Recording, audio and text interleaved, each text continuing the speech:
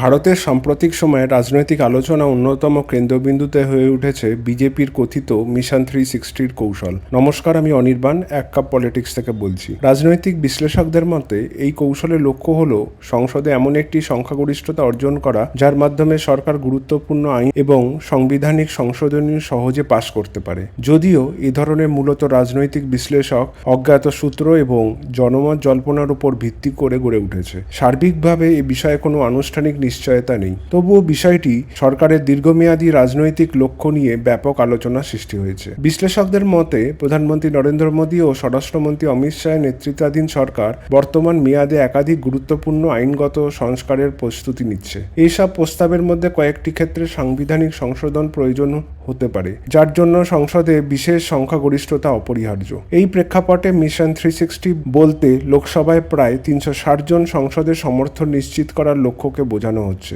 বিশ্লেষকদের মতে বিজেপির উদ্দেশ্য শুধু নির্বাচনে জয়লাভ নয়, বরং নিজস্ব 2/3 সংখ্যাগরিষ্ঠতা অর্জন বা মিত্রদের সমর্থনে সেই সমতুল্য শক্তি গড়ে তোলা। আরও একটি গুরুত্বপূর্ণ বিশ্লেষণ হলো বিজেপি সরকার বিরোধী নেতাদের দলে টানার পরিবর্তে প্রতিদ্বন্দ্বী দলগুলির অভ্যন্তরীণ বিভাজন থেকে রাজনৈতিক সুবিধা নেওয়া কৌশল অনুসরণ করা। টিএমসি এবং শিবসেনার বিভাজনই এই উদাহরণই আমাদের সামনে তুলে ধরে। বিরোধীরা দুর্বল হলে বিজেপি রাজনৈতিকভাবে লাভবান হয়, অথচ দল ভাঙনে সরাসরি অভিযোগ এড়াতে পারে। আমরা আলোচনায় আজ গুরুত্বপূর্ণ আইনগত উদ্যোগের কথা উল্লেখ করব। প্রথমটি হলো ইউনিফর্ম সিভিল কোড বা ইউসিসি, যা অভিন্ন দেওয়ানি বিধি, যার মাধ্যমে ধর্ম নির্বিশেষে বিবাহ বিচ্ছেদ, উত্তরাধিকার ও দত্তক গ্রহণের ক্ষেত্রে একক আইন কার্যকর করার প্রস্তাব রয়েছে। সমর্থকদের মতে এই আইন সমতা নিশ্চিত করবে, আর সমালোচকদের আশঙ্কা এটি ধর্মীয় ও সাংস্কৃতিক বৈচিত্র্যের উপর প্রভাব ফেলতে পারে। দ্বিতীয় উদ্যোগ হলো এক দেশ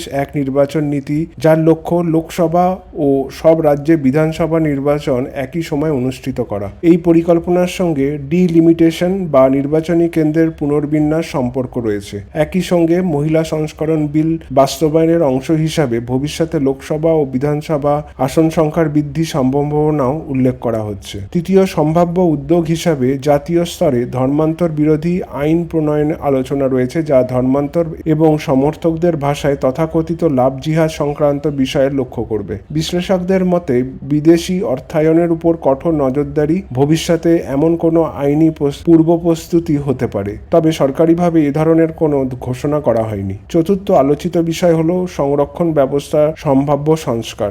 বিশ্লেষকরা মনে করছেন দীর্ঘদিন ধরে সংস্করণের সুবিধা পাওয়া এবং বর্তমানে অর্থনৈতিক সচল পরিবারগুলোর ক্ষেত্রে নীতির পুনর্বিবেচনা হতে পারে। অর্থনৈতিক মানদণ্ডের ব্যবহার বাড়ানোর বা ক্রিমি লেয়ার ধারণাকে আরও শক্তিশালী করার সম্ভাব্য কথাও উল্লেখ করা হয়েছে, তবে এগুলো সম্পূর্ণ রাজনৈতিক বিশ্লেষণ, সরকারিভাবে কোনো সিদ্ধান্ত ঘোষণা করা হয়নি। ভারতের সংবিধান অনুযায়ী অধিকাংশই সাংবিধানিক সংশোধনের জন্য বিশেষ সংখ্যাগরিষ্ঠতা প্রয়োজন। বিশ্লেষকদের মতে বর্তমানে এনডিএর হাতে সেই সংখ্যা নেই, তবে তারা সংসদীয় সমর্থন বাড়ানোর বিভিন্ন রাজনৈতিক কৌশল অনুসরণ করছে। এই কৌশলের মধ্যে রয়েছে আঞ্চলিক দলগুলির সঙ্গে সমঝোতা, পৃথক সংসদের সহযোগিতা এবং বিরোধী দলগুলির অভ্যন্তরীণ বিভাজন থেকে সুবিধা নেওয়া। ডিএমকে এর কিছু সদস্য অসন্তোষ, টিএমসির অভ্যন্তরীণ অনিশ্চয়তা, সমাজবাদী পার্টির সম্ভাব্য মতপার্থক্য এবং অন্যান্য আঞ্চলিক রাজনৈতিক পরিবর্তনের প্রসঙ্গেও বিশ্লেষণ উঠে এসেছে। পাশাপাশি ইডি ও সিবিআই তদন্ত কিছু নেতার রাজনৈতিক সিদ্ধান্ত প্রভাব ফেলতে পারে বলে ধারণা করা হচ্ছে, তবে এই সব অনুমান ভিত্তিক, কোনো সরকার বা প্রমাণিত তথ্য নয়। গুরুত্বপূর্ণ সাংবিধানিক ভোটাভুটির সময় বিরোধী দলের কিছু সংসদ অনুপস্থিতি সরকারকে সুবিধা দিতে পারে, কারণ উপস্থিত ও ভোটদানকারী সদস্যের ভিত্তিতে বিশেষ সংখ্যাগরিষ্ঠতা হিসাব নির্ধারণ হয়। তবে এটি সম্পূর্ণ তাত্ত্বিক বিশ্লেষণ।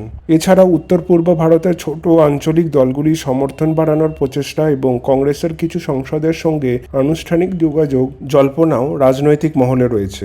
এইভাবে কেন্দ্রীয় মন্ত্রিসভা সম্প্রসারণের বিলম্বর পেছনে সম্ভাব্য রাজনৈতিক পুনর্বিন্যাসের ভূমিকা থাকতে পারে বলেও বিশ্লেষকরা মনে করেন। সামগ্রিক মিশন 360 বলতে সংসদে পর্যাপ্ত সমর্থন নিশ্চিত করে গুরুত্বপূর্ণ আইন এবং সম্ভাব্য সংবিধান সংস্কার বাস্তবায়নের রাজনৈতিক লক্ষ্যকে বিরোধীদলকে বোঝানো হচ্ছে। নির্বাচনের জোট সম্প্রসারণ, রাজনৈতিক পুনর্বিন্যাস বা সংসদীয় কৌশল যে পথেই হোক না কেন, শাসক জোট প্রয়োজনীয় সংখ্যাগরিষ্ঠতা অর্জন চেষ্টা করছে বলে বিশ্লেষকদের দাবি। তবে আলোচনায় উপস্থিতি অধিকাংশ বিষয়ই রাজনৈতিক বিশ্লেষণ ও জল্পনার উপর ভিত্তি করে গড়ে উঠেছে।